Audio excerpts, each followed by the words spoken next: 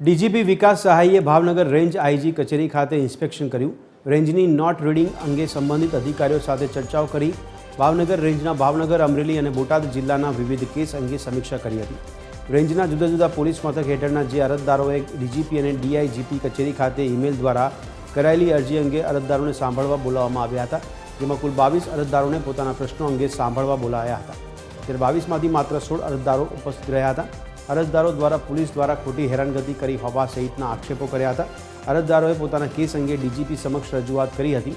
અરજદારોની રજૂઆત સાંભળી તે અંગે યોગ્ય કાર્યવાહી થાય તેના માટે રેન્જ આઈજી, જિલ્લા પોલીસ વડા અને જે તે અધિકારીઓને સૂચનાઓ આપવામાં આવી હતી।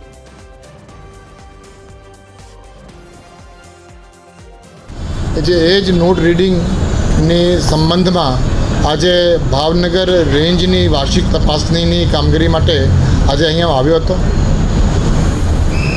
ભાવનગર રેન્જની કચેરીની જે કામગીરી છે એની સમીક્ષા કરવામાં આવી અને અલગ અલગ પ્રકારના જે રજિસ્ટર્સ મેન્ટેન કરવામાં આવે છે, જે કામગીરી કરવામાં આવે છે, એ સમીક્ષા પછી જે નોંધપાત્ર જે કંઈ વિષયો હતા તે બાબતે રેન્જના વડાશ્રી અને એમના સ્ટાફને જરૂરી સૂચનાઓ આપવામાં અને માર્ગદર્શન આપવામાં આવ્યું હતું।